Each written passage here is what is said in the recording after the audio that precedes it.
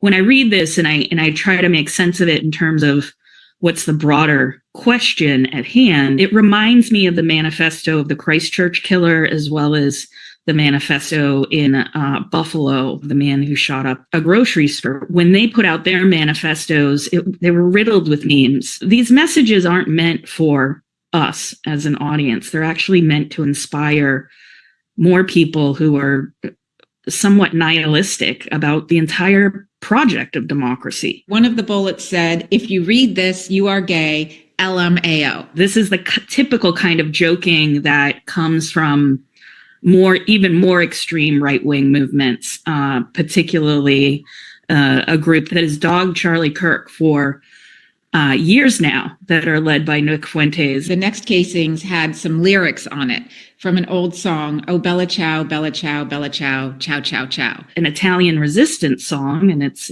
very old, but Bella Ciao, the song, was remixed and recirculated through playlists online, one of which is available on Spotify with the Groyper label. While you might hear, sung by Europeans, particularly in the fascist movement, there is an inside joke amongst the US far right celebrating this remix. And this is very common in meme culture. So memes often take things that maybe are, almost timeless, and they remix them to make them mean something to the inside group that they don't mean to the rest of the world. The next casing we have says, notices bulge, OWO, what's this? This is an older meme around furry subculture. There was a comic associated with it where two furries were talking to each other, and then one notices a bulge, and the OUO is a mistype of WOW. This one in particular is a joke about furries and also is anti-gay in a way. And I think that'll bring us to our last one, which is Hey Fascist Catch,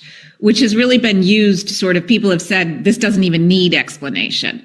But what I hear you saying is, in fact, it is not as straightforward, and we're not necessarily looking at left-right here. Yeah, and that's also part of the rest of what's written on that casing are a string of 5 arrows. And this is a meme amongst people who play a game called Helldivers 2, and it signifies a kind of airstrike. The American left are not the only ones that have called Charlie Kirk fascist, even within the more far-right fringe, even more further right than Charlie Kirk. For these types of people, he's not far-right enough, especially when he's doing things like defending Israel. We're talking about people who are, anti-gay, anti-LGBTQ.